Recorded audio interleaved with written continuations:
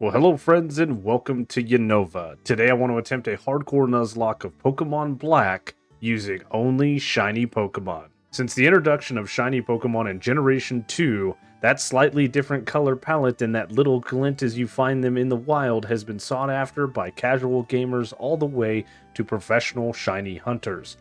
In many of these games, there are vastly different ways to shiny hunt, but the odds remain the same at least through the first 5 generations, 1 in 8,192.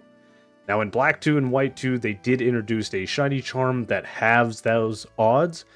However, it is very difficult, near impossible to get, and it is not in Black and White. Another thing that makes Black and White different than some of the other shiny hunts that we've done in the past is we have to wait until we get into the battle with Bianca to see our shiny.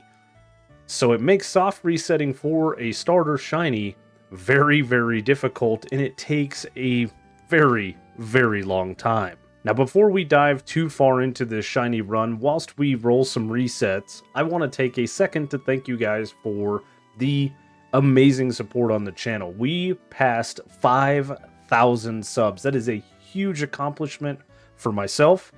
You guys are absolutely and 100% legendary. I did mean to put this video out at or around the time that we breached 5,000 subs. My math was off just a little bit, and I should have done this video right around the time we did the grass type run in Oraz, but it's never too late, right? I do apologize for being a little late to this subject. However, I have these runs on a list of how I'm kind of doing things, and every now and then things get away from us. The support has grown more than I thought it would over the last couple of weeks, months, and so we missed it by a couple of weeks. No big deal. We reached 5K, we're past 5K now, and the next goal, I guess, is 10K, right? I don't know. I don't even know. Every time we hit another sub, it's a huge step in the right direction for me. Because as some of you may know, some of you may not know, I used to run another channel. Though this channel has been going for almost 3 years, my presence on YouTube has spanned almost a decade. Because we ran another channel for 7 years. We did do Minecraft videos. There's over 500 videos on that channel. I never took it down. I'm not taking any of the videos down. But it never gained traction either. Unlike the Nuzlockes here, we were pretty stagnant with only a couple views. I would say 50 to 150 views were average on those videos. We were gaining like 1 or 2 subs every couple of weeks. No real traction, and we put a lot of time and effort into it. You know, the saying is the grass is greener where you water it. Sometimes that's not always true, and so I needed to step away from it to do something else. Let's be perfectly honest, Minecraft is a great game. I still play it. I love it. I miss playing it with all of my friends on the server that I was on. However, there are a lot of people doing it. So unless you bring something new to the table or you're extremely freaking annoying, those videos really aren't going to gain much traction, or you've got to spend a lot of time doing things that I just don't have. I barely pump out these Nuzlockes, and I've been able to eke out more time, but all it does is I just spend more time polishing up my runs, my strategies. I spend a little more time thinking about things. That's all it's done. It has not given me any more time to record, and I'm typically doing shiny runs in the background when I have any and all extra time. So, that channel, when I quit it, I started this channel, and I had some boundaries, some lines drawn in the sand, if you will, that we wanted to reach. And if we didn't see those, then I was going to quit this channel and just probably be done with content creation altogether, because you guys get to watch the videos. This is a lot of work that goes into these, doing the runs, recording everything, doing the voiceover, editing everything, rendering it all, thumbnails, uploads. We're doing the daily shorts, at least 6 a week. It takes a lot of time. The lines that I drew in the sand were pretty simple. If we didn't see substantial growth or hit 1K subscribers in the first year, I was going to be done. Now, this channel is a little bit of an oddball because I did some challenge runs early on, and I threw them up on this channel and had no real intention to do anything with them. But then, like I said, I wanted a change of pace, so we came back to the channel almost a year later, and started doing challenges and Nuzlocks. Paid attention to what was going on, and the Nuzlocke started gaining traction, so we quickly dropped the challenges. Even though the name of the channel is still Zap Pokemon Challenges, it should just be like Zap's Nuzlocks or something like that. It doesn't matter. We started with the Nuzlocks, we continued on, and I think we got monetized just after the first year, but like I said, I saw substantial growth. And it has just gone up and up and up and up. There was a bit of a plateau for a couple of months, but that's normal, I guess. I don't know. This is all pretty new territory for me. Nonetheless, this channel is pretty successful in my opinion, and I hope it continues to grow and we can turn this into something even more. And I hope you guys love it and are enjoying it as much as I am. I know a lot of you do voice that. Of course, if you are enjoying these runs, let me know in the comment section below. 13,857 encounters. 96 hours, 4 days. We finally got the shiny Tepig. I really hope that this is not like a prelude of what's to come. I hope we got the bad luck out of the way because this took so much time. Maybe I should have learned what RNG manipulation is. I really don't know what it is. I know that you can manipulate these Pokemon, maybe not in this generation. What little bit I know of it, I watched a video from Chaotic Meatball where he did a shiny only Professor Oak's challenge in like Pokemon Emerald. So I don't even know if it's a thing in Black and White, but oh my god, this took forever. And let's meet North, the Tepig, with a jolly plus speed and minus attack nature. Awesome.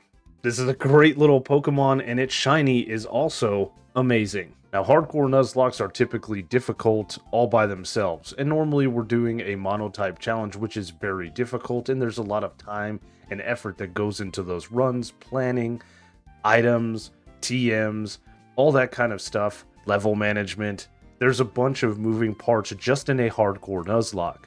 Now, this one is not a monotype challenge, so it should be a little bit easier for us to plan around, but we're adding the shiny aspect that is going to make things not difficult, but definitely more time consuming. So, in past runs, not last runs, but past shiny runs, we've done a couple of different things. In the Heart Gold, Soul Silver run that we did, it was typically gift Pokemon that I got, because a lot of them were good shinies, and then we did force a couple of different encounters.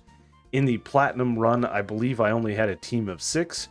Maybe I got a couple extras there, I don't remember, but I do want to have a hard fast rule in the shiny only runs to where before or after every gym, we get at least one shiny. That makes us do 8 hunts, and I think that is going to make for a great video. Of course, hopefully we got our bad luck out of the way with this shiny starter here north, but shiny hunts take what they take, and I'm not going to do soft resets for a lot of different Pokemon. I have a couple of Pokemon that I want to go after, and I'm just hoping for the best.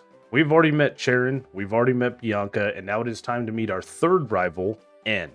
None of these rivals, of course, we can nickname, but in my head, they're all algorithm, because we're trying to beat the algorithm both in-game and in real life. Now, realistically, Charon and Bianca aren't going to be that difficult because we will have a non-monotype team, and N is really only going to be difficult at the end of the game. So the in-game algorithm, I've got this under wraps, but the real-life algorithm is difficult 24/7, 365, and I need your help. You can help me by liking the video, commenting on the video, subscribing to the channel, hitting the notification bell, and of course sharing this video. With your continued help, we have amassed 5K subscribers. That is a huge thing that I want to say thank you once again for. The reason that we've done the shorts, the little teasers that we put out before the weekly videos, is I was trying to push the videos out to a further audience, and it seems like that's working pretty well. Most people seem to enjoy them. They're nothing crazy, they're just little teasers to the upcoming video, so I hope you guys are enjoying that. Now, if you guys want to help a little bit further than just liking and commenting and subscribing, of course, you can become a channel member. There are a few little perks, like getting access to these videos early on Fridays instead of when they typically come out on Sundays. And if you want to be a journeyman tier, you can permanently nickname a Pokemon. You pick the Pokemon, you pick the nickname, and we will use it in a run. Anytime we use it in the run, as a matter of fact, we will use your nickname. None of that is mandatory, obviously, but it is greatly appreciated. To those of you that are channel members, I thank you greatly. You guys keep coming back each and every week, enjoying the content and turning this into more than just a little side hobby that we do in our basement. Thank you guys so much for the continued support, and let's get back to the run. Now, because we chose the Firestarter Tepig, we have to take on Cress and his Water Elemental Monkey. This could spell disaster, but I do have a plan going in. We have an Oranberry for backup, and we've got Tail Whip. I can't two-shot the Lillipup, though we've done some EV training. It does require one Tail Whip, and Lillipup likes to go for workup. A couple of tackles is all it's going to take now to take this thing out as it gets greedy with the workup, and we don't lose a tick of health as we take down the Lillipup. That's great going into the Panpour with full health. Almost forgot what the Pokemon was called. I don't write a script. We kind of do this stuff off the cuff, and sometimes we step over our words. Now, once again, Panpour does like to go for workup, so I'm going to go for Tail Whip, and I need 2 Tail Whips to two-shot this Pokemon. So things are going to get a little dicey as we get off the second Tail Whip, and it gets off a second workup. We still survive a non-critical hit water gun here, but we could have easily wiped. But Panpour goes for a greedy third workup, so we never actually take a tick of damage, defeating the first gym. And as well as a gym badge, we get an evolution with North evolving from a Tepig into a Pignite. A pretty neat little shiny in my opinion. Now, I've been in the Wellspring Cave for the last 8 hours, about 3,980-ish encounters, and we find a shiny Roggenrola. I know I don't sound as excited as I should be. We're just a little defeated with the shiny hunts that we've had. I was going for a Drillbur in here. I would have taken any of the 3 Pokemon available in the Wellspring Cave, and Roggenrola has a pretty cool shiny in my opinion, and this is going to be a great addition to the team before we take on Lenora and her normal types, with it being a rock type. The only caveat, of course, is we've got to catch this thing, which it doesn't seem to want to get in a Pokeball, and it just wants to blind us with a little bit of pocket sand. But Roggenrola actually doesn't have pockets, so that doesn't make sense. We nickname it East. It has a gentle plus special defense and minus defense nature. I'll take it. It has the sturdy ability, which is absolutely amazing in Generation 5. Welcome to the team. Before taking on Lenora and her normal types, though, we do have another battle with N, and we've got East up front to take down the Pidove with a couple of Rock Blasts. This is going to be a great addition to the team. I can already foresee it. Now, Tympole is a little bit scary with Bubble Beam at this point in the game, but I'm not quad weak, so I should be able to stay in and do some serious damage, especially if Tympole's going for Supersonic. Now, Bubble Beam takes us to 19 HP, critical hit would have taken us out, and I thought with our plus special defense, we would have survived that a lot better. No matter, we go unpunished as we swap into North on the Timber, and it's just going for a Focus Energy, which is perfectly fine. Now we can go for a Flame Charge, which is going to do some serious damage, and we get a Speed Boost, though we don't actually need it. Low Kick doesn't do that much, so one more Flame Charge takes out the Timber, and as I said before, the algorithm is relatively easy to defeat in-game. Now, despite Lenora only having a Herdier and a Watchog and their normal type Pokemon, things are scary in this battle. Intimidate from Herdier is very annoying, and then her Watchog having Retaliate, which doubles in power if your Pokemon KO'd her Pokemon, and then of course Hypnosis, making things a little bit difficult, and strategy for this battle is pretty simple. I didn't know that we outsped the Herdier, so we went for a Flame Charge, and Stab Takedown takes us to 25 HP. I didn't know that we risked a crit there. This is not going the way I thought it would, and we very well could wipe right here, right now. Getting her to burn a Super Potion though on the Herdier is very nice, and we defeat the Herdier. Watchog comes out with Retaliate, so we're going to have to swap. East is a great swap in, because we can tank the Retaliate much nicer, and we would have definitely lost North there no matter what. And then we can start going for Mud Slaps, which are a better sand attack. A Held Chesto Berry wakes us up from the first Hypnosis, and we get off a Mud Slap. We avoid a Crunch, which is really nice, and we get it to -2 accuracy before we get put to sleep again. Now, I do decide to stay in and try to wake up and go for more Mud Slaps, but unfortunately that Crunch there did a little bit more damage than I would like, and it's time to swap. Knowing that Watchog is not going to go for Hypnosis, We avoid a crunch on the swap in, we avoid a hypnosis again, and then we get the speed advantage with a flame charge, so now we can hit an arm thrust for the KO. Little bit scary, but we made it through. All of the Pokemon inside the Pinwheel Forest would have been great additions to the team, and I really wanted a Sewaddle so that we could have an eventual Levani, but catching Cottonee is going to be great, and this was right at odds, just over 8,200 Pokemon, right around 16 hours of running around, and obviously these weren't consecutive. I was just doing this stuff in the background when I had a chance, late nights, early mornings.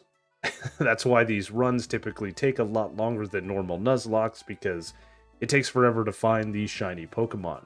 And that is a very neat shiny too. Never seen it before, but welcome to the team. Let's meet West, the Cottonee, with a quiet plus special attack and minus speed nature. With the Prankster ability, this thing could be pretty decent. Every time I come to Castelia, I get flashed in an alley by some dude behind a dumpster, and I don't like it. Put it away, man. Thanks for the TM. I really don't want to see what you got going on there. As a matter of fact, you probably need to go see a doctor. I'm just saying. Berg and his bug types are up next, and we have North, which is a fire type, so this should go relatively easy. We also picked up the charcoal held item in Nacrene City. Even with all of that, Whirlipede is still pretty bulky and survives a flame charge. Poison Tail luckily doesn't get the poison and does a little bit of chip, as Berg burns a hyper potion. Very nice. Another flame charge takes Whirlipede right back down to low red health, and we gain a speed boost. We've got it in a heal lock, wasting his second hyper potion, so now 2 more. Never mind, a critical hit. Flame charge will take out the Whirlipede. We're also at +3 speed, which is great. Now Dwebble takes neutral damage from flame charge, and we also take neutral damage from moves like Smackdown because of our part fighting type. So 2 flame charges take out the Dwebble, and we're on to Levani. At +5 to our speed, there's no way this thing outspeeds us. It is quad weak to fire, so a single flame charge is enough to completely obliterate that thing and get us the 3rd gym badge. Now on Route 4, we have a battle with Charon, and the only reason I show this is because it is in the Sandstorm and things can get a little bit dicey. However, I've got quite the team to counter his team. We do take a Leer, turn 1, and then KO the Pidove with a Rock Blast. This also allows us to control the flow of the battle because this baits in the Dewott, which has water-type moves, and it's a swap into West, which was a great grab in the Pinwheel Forest. I almost said Petalburg Woods.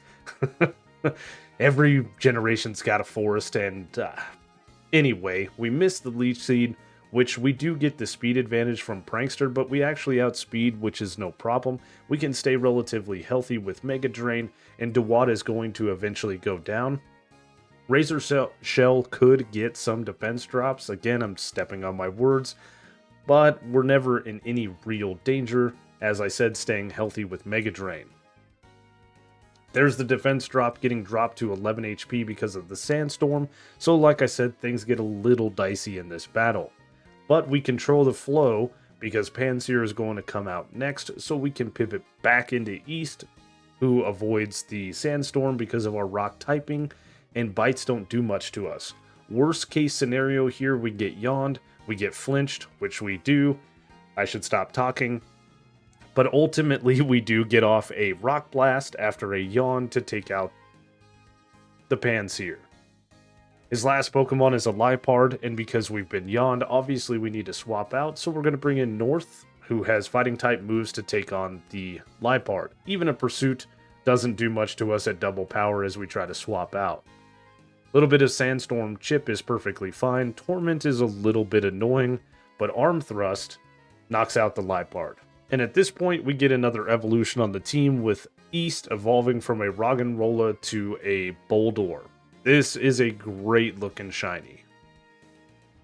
Now in Nimbasa, directly behind the Pokemon Center, we can come into this building here, go upstairs, and talk to this guy who will give us a Sunstone. We need this to evolve the Cottonee, though we're not going to evolve it for some time. We wanted to learn Energy Ball via level up, which we have to wait for until level 35. I didn't realize this when we were in the Wellspring Cave, but you can actually just pivot with the repels to avoid encounters, and backtracking to the Pinwheel Forest outskirts With a repel in the dark grass, we can kind of force our encounter. We can either find a shiny sock, or we can find a shiny Timpole. Those are the only two Pokemon at level 17 that we can potentially find, and this didn't take that long. It was only 4-ish hours, and we got another shiny, and it is a great one at that. We nickname it South, and it has a docile neutral nature. That's perfectly fine. It has the hydration ability, which is going to give us poison touch later on, so I'm very happy. And whilst doing some training, backtracking to Nimbasa, we have an evolution, of course, with South evolving into Chancellor Palpitoad. We then get taken on a very weird Ferris wheel ride where N propositions us to be his queen.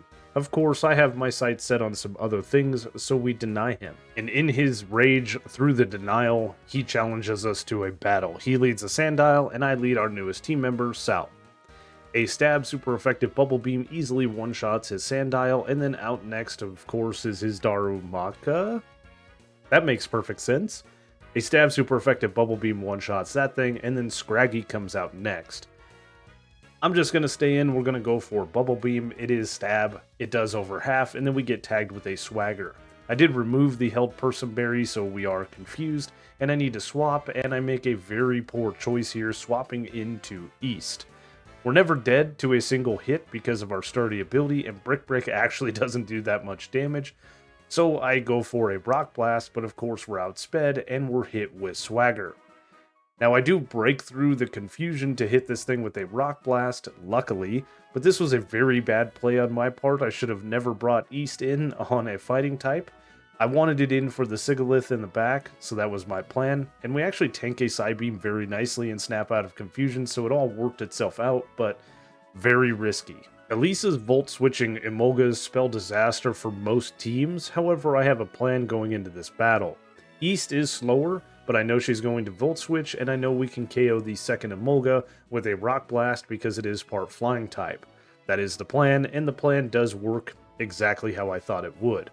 Emolga number 2 goes down, and Emolga number 1 comes back out. I know it's going to go for Volt Switch again, so rather than going for a Rock Blast, I decide to go for a Mud Slap, which again is just a little bit better Sand Attack. Zebstrika comes out, gets tagged with a Mud Slap. We could stay in and go for the KO here, but rather than do that, we're going to ground this Pokemon. Nice little pun there. With our newest addition, South. South comes in on a Quick Attack that is avoided, or a Volt Switch that's avoided, then we miss a Quick Attack, and then we hit it with a Mud Shot that doesn't quite KO, but does get the speed drop. This forces Elisa to burn her Hyper Potion, not once, but of course twice. That is both of her healing items gone, as we're doing significant damage with Mud Shot. We do get out prioritized with a Quick Attack for a little bit of chip damage here, but doesn't matter. Another Mud Shot takes out the Zebstrika. Once the Emolga comes back out, it can't hit Volt Switch on us, so the only thing it can go for is Aerial Ace. Aerial Ace does a decent amount of damage here. We fire off a Bubble Beam, and it gets the speed drop, so now we have the speed advantage. We can take it out with another Bubble Beam. I could not spit that one out. And we win the 4th gym badge. Shiny Ducklet, that's right. Oh my god. I'm sorry. Oh, we haven't been here that long, only about 6.5 hours, and this is only about 800 encounters that we found this Pokemon. But hunting these has been a royal pain, and I thought this would be a great addition to the team. Not only is Swanna a good Pokemon, but with access to Surf and Fly eventually. Oh, I am so excited to put this Pokemon on the team. Very, very excited. And this one didn't take that long. The last couple of shinies have totaled, what, 10 hours? That's not bad. That's not bad considering what we dealt with at the very start of this run. Our luck is getting better. We also, of course, catch this Pokemon, which is even luckier. We nickname it Up. It has a jolly, plus speed, and minus special attack nature. Not great, but I'll take it. Doesn't matter. Welcome to the team. A good byproduct of grinding out the Ducklets is finding these different wings, like the Health Wing here, that we can sell for a profit, and we have made some substantial money off of this grind. I don't think we're going to have a problem buying Hyper Potions and Paralyze Heals going forward. Now up against Clay and his ground types, of course we are going to lead West. His Krokorok does go for Swagger turn 1, which luckily misses. and then we can one-shot it with a stab super effective Giga Drain. His Excadrill then comes out next, and this Pokemon is pretty scary, but we have Prankster and Charm to lower this thing's attack by 2 stages. It hits us with a Slash that does very minimal damage, and then we fire off a Leech Seed which actually connects, so we're going to gain passive health. Rock Slide does a decent amount of damage, but as I said, we heal up pretty nicely from the Leech Seed. We then get hit with another Rock Slide to 33 HP, but combo Giga Drain and Leech Seed brings us back pretty decent, up to 67 HP.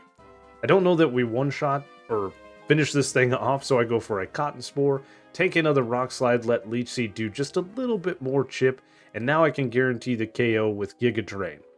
I think it was close, doesn't matter, the Excadrill goes down. Chancellor Palpitoad comes out last for Clay, but it is quad weak to stab super effective Giga Drains, so we easily one-shot this Pokemon. I almost didn't see that that was a shiny, and I can't believe we found a Dynamo. That is absolutely amazing. I'm kind of repel manipulating here. We pushed Pansage to level 27. We can still run into Clink and Joltik, but we found a shiny Dynamo. Oh my god, that is so amazing. Welcome to the team. Now, I nickname it South, and that is completely wrong. I meant to nickname it Down, but bear with me, it has an Impish, plus defense and minus special attack nature. I do not know how long it took me to catch this Pokemon. I lost track. It took several days, almost a week, I think. Like, total, not just me sitting here on and off. It took forever. But for our patience, Arceus has graced us with another shiny. I was not shiny hunting here in the Celestial Tower. This was not where I was going to pick up my next shiny, but as we're running through, I forgot to use repels, and our like 6th encounter running up the tower is a shiny Litwick. That is the best I have ever seen a shiny come into play. Praise be to Arceus. Now, of course, we have to catch this Pokemon, and it makes my life a little bit easier, because now we only have to do one more shiny hunt, and I have a great Pokemon for our last shiny.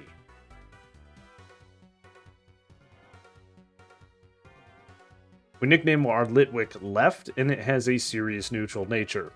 This is going to be a great Pokemon. It's one of my favorites from Gen 5, and I absolutely also love it shiny. Before taking on Skyla, though, we have a couple of evolutions. First off is Up, evolving from a Ducklet into a Swanna. I do love Ducklet shiny. Swanna's is okay. I think Ducklet's is much better, though. And with the level cap of 35, we can learn Energy Ball and finally evolve West into a Whimsicott. This is a Pokemon I have never used before. Cool shiny, though. For Skyla and her flying types, I had a couple of different options and ultimately settled on leading with East. Heart Stamp can get flinches and can be annoying like turn 1, but turn 2, she opts to go for Amnesia, so we can fire off a stab super effective Rock Slide to one-shot. This, of course, is going to bring out Swanna with its water typing, but we're never dead even to a critical hit Bubble Beam. Typically, it likes to go for Aqua Ring, so I was hoping, but no matter. We get hit with a Bubble Beam, the speed drop doesn't matter, and we one-shot with, again, a stab super effective Rock Slide. This just leaves her Unpheasant, which, again, does not have anything it can do against us, so I might as well just let East finish this one out. This is a nice sweep from a very good Pokemon. I didn't know how good it was until this run, but I'm very thankful it's on the team. Skyla, goodbye and good night. With the level cap of 39, we're going to evolve quite a few Pokemon. First, starting with Chancellor Palpitoad evolving into a Seismitoad, which is a great bulk up for the team. Down is going to evolve now. I fixed its nickname. Into an Electric, which is a decent little Pokemon I've only used a few times. And then feeding it a Thunderstone that we found in the Chargestone Cave, we can quickly evolve this thing into an Electros. Most of the moves I'm going to teach it are via TM, so we didn't have to wait for level up moves. We of course evolve our starter, North, going from a Pignite into an Emboar, and in my opinion, this is one of the best shinies for the starters trio here in Unova. We of course then trade our Boldore to get a Gigalith, I say that in quotes, so that we can run a fully evolved team through the rest of the game. My main man, Bryson, and his ice types are up next, but we have North. North has Flame Charge and its ice types. So a Flame Charge takes out, of course, the Vanillish. Beartic is going to come out next. Unfortunately for us, Beartic doesn't go down to a single Flame Charge. It also has Brine, but I was never worried, so we just fire off a Flame Charge doing over half. Then we get tagged with that Brine. Again, doesn't do much. Bryson wants to talk some trash, and then we KO the Beartic with one more Flame Charge.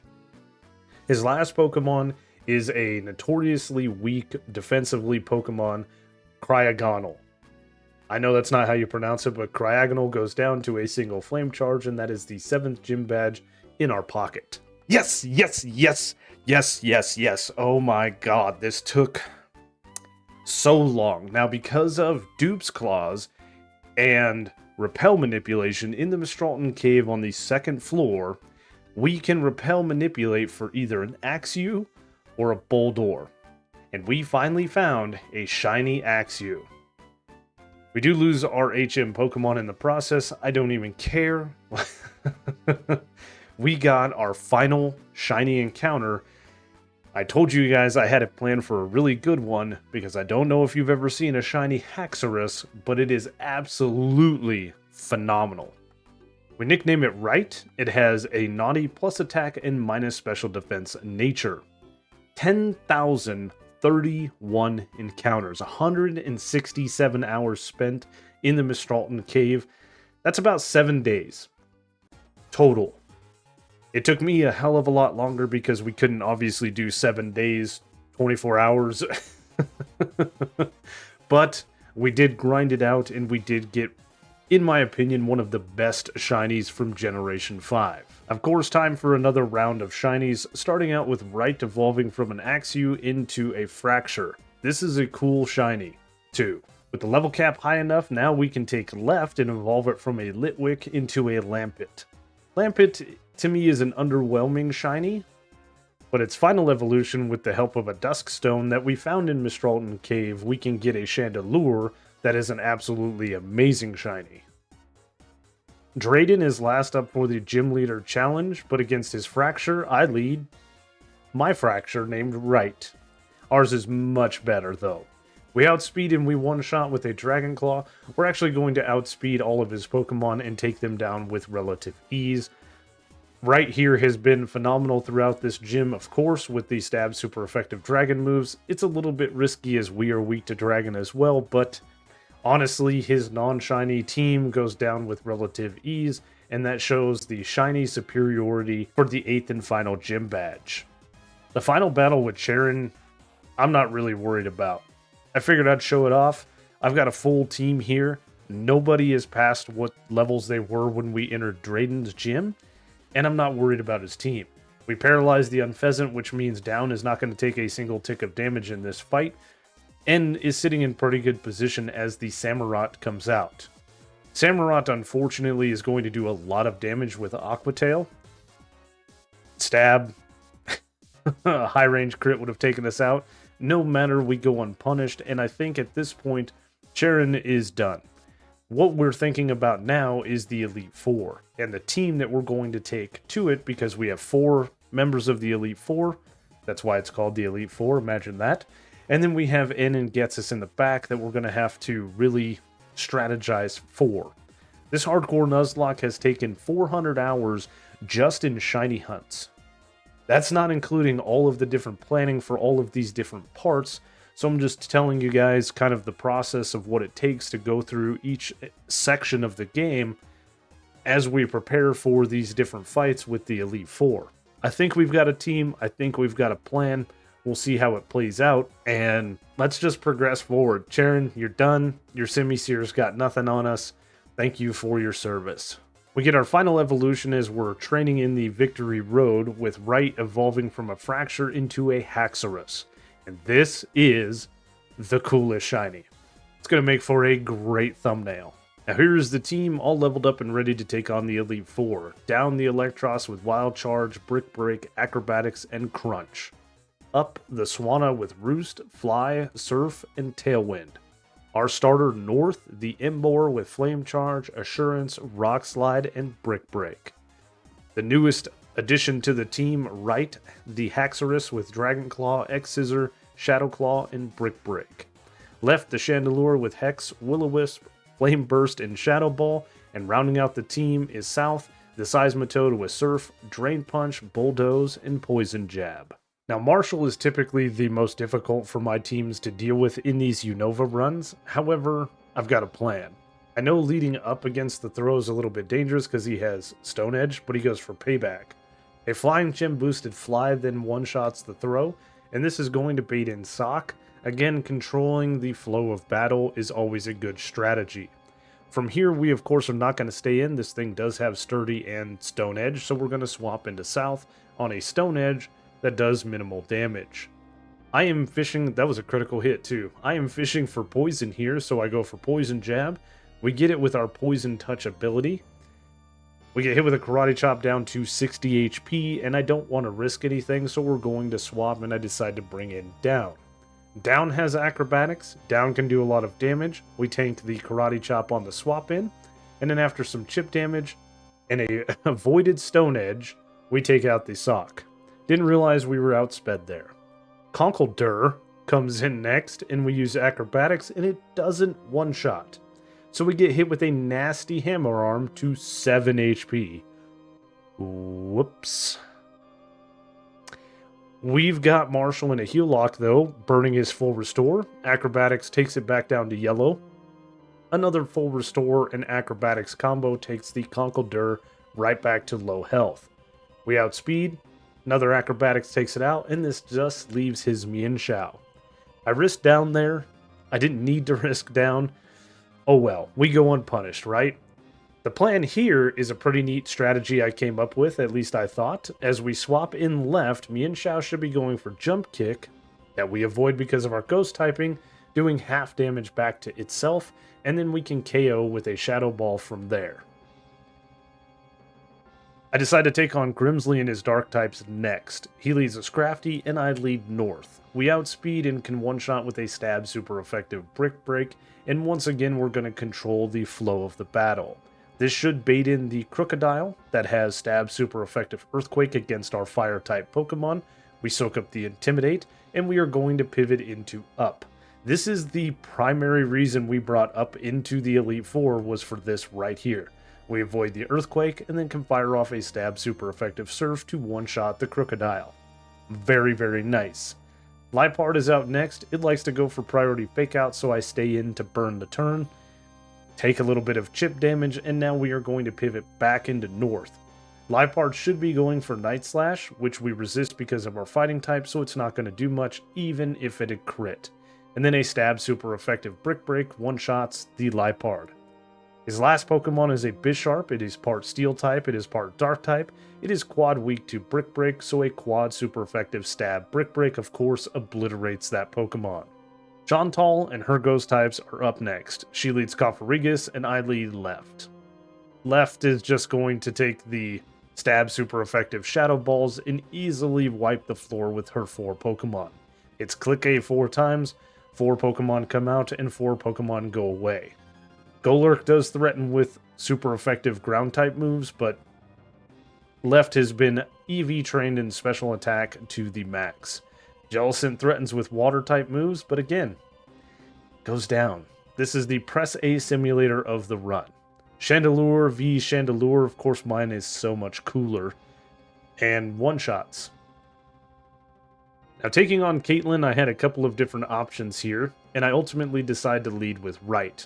Right, I've changed up his moveset slightly. We still know X-Scissor, but I got rid of Shadow Claw for Rock Slide, because X-Scissor does more damage to the Psychic types, and the Sigilyph with Ice Beam comes out next. We are banking this turn on a 90% accurate move, but we connect and one-shot the Sigilyph. X-Scissor is neutral, wouldn't have taken it out. Musharna comes out and goes down to an X-Scissor, and this just leaves her Gothitelle. Unfortunately for us, and I didn't realize this at the time, we don't quite one-shot with the Expert Belt and X-Scissor, so this puts her in a heal lock after we tank a Psychic that does nasty damage. Crit would have taken us out. We do eventually take this thing out with an X-Scissor, or a couple of X-Scissors rather, after we burn all of the full restores. Losing right here would have been detrimental to my run because this is my plan going forward. This Pokemon is going to lead out against the next two battles. Very risky. We're in the final stretch of the game, and up first is N. He leads a Zekrom, and I lead right. It is a range to KO the Zekrom with Stab super effective Dragon Claw, but right proves its Dragon superiority and gets the one-shot. This, of course, is going to bait in the Vanillix with its Ice typing. I have two options here. I can swap into North or Left, but Left is a little bit better on the special side, though switching into a Blizzard proves to do a little bit more damage than I thought it would. No matter, we can easily fire off a Stab super effective Flame Burst to one-shot the Vanillix.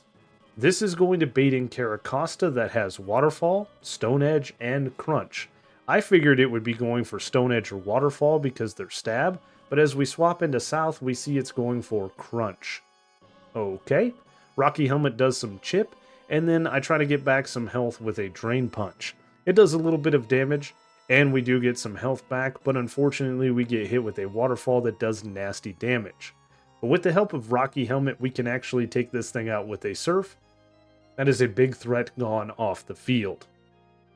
N's next Pokemon is Klinklang, and I believe that this is the actual Klinklang and not the Zoroark in disguise, so we pivot into North. As we swap in, we see a Hyper Beam, which proves to me this is the Klinklang. From here, it's 2 Flame Charges to take this thing out. It has to recharge from Hyper Beam. Thank you for doing that, and that was an easy KO. His last 2 Pokemon are Zoroark and Archeops. Zoroark comes out next. I could not tell you why, as Archeops has 2 different super effective moves against us, but a Stab super effective Brick Break one-shots the Zoroark. Archeops then comes out. I figure this thing is going for Acrobatics, so I need to swap into something, but I really don't know what. I've got a couple of healthy Pokemon, and Up is dead to a Rock Slide, so if it's going for Rock Slide, I swap into Right. Right swaps in to an Acrobatics, and it does a ton of damage. So much so, I think about swapping out and potentially sacrificing a Pokemon, but I know we outspeed and I'm pretty sure we one-shot with Rock Slide, so we risk it, and the risk pays off as we defeat N. Now Ghetsis has a decent team to deal with. He leads a Cofagrigus and I lead Right. Here is where things go a little bit awry. I go for a Shadow Claw turn 1 and we don't get the one-shot, which means we're going to get poisoned from Toxic. Ghetsis is a little bit of a Pokemon trainer here, going for Protect to get a little bit of chip damage from Toxic. As a matter of fact, he goes for a double Protect, which is pretty cool. Pretty risky, I guess. And we eventually take it out with one more Shadow Claw. Now we're losing health steadily as the Hydreigon comes out, but once again, we've got to show off our Dragon superiority, and we stay in and go for a Dragon Claw, which does get the one-shot on the Hydreigon. Very, very nice. The Toxic damage leaves us at 14 HP, so Right is just a superior Pokemon. Bouffalant comes out, so we swap into North on what should be a Wild Charge, saving Right's life, and we can tank the Wild Charge very nicely. Recoil damage is good. We then hit a Stab super effective Brick Break to KO the Bouffalant. Great, that is 3 Pokemon down and 3 to go. Seismitoad is out next, so we are going to swap because this thing is either going for Earthquake or like Muddy Water. I anticipate an Earthquake swapping into Up, and we avoid it because of our flying type. Surf then does about a third, and it goes for Sludge Wave, which does about a third. Okay, I switch it up for Fly, hoping it's going to do a little bit more damage, and Seismitoad sets up the Rain. Okay, we come down from a Fly, leaving this thing in low red health. We tank a Muddy Water on 35 HP. Ghetsis goes for a full restore, but with the Rain up, Surf now is doing some serious damage, and we could 2-shot the Seismitoad. I told you, Swanna is a great Pokemon. The next Pokemon out is, of course, going to be Electros. We cannot stay in. Thinking this thing was going to go for an Electro-type move, I debated on what I wanted to bring in, ultimately deciding to bring in South. This is just to avoid any Electro-type attacks, but Electros hits us with a Crunch. Rocky Helmet does some chip back to it, and now I'm going for that poison touch with some drain punches, and we actually get it. That is beautiful. Acrobatics does some serious damage to us, but the Rocky Helmet and Poison Chip is doing a lot to Electros, to the point where we can take it out with a Surf. And looking at Ghetsis' team, we have a very similar team. I just now noticed that. Anyway, Bisharp is last out for Ghetsis, so of course it is a pivot back into North. I could have brought Left in here, but I was worried about a Night Slash, which we see and we resist because of our fighting type, and we can KO with that quad super effective Brick Break instead of a super effective Fire type move. This run was absolutely amazing to do, and Generation 5 has some great Pokemon. Non-mono type teams we know can easily walk through Unova, and these were great Pokemon. The shiny aspect definitely added a ton of time to this run, so I hope you guys greatly enjoyed it.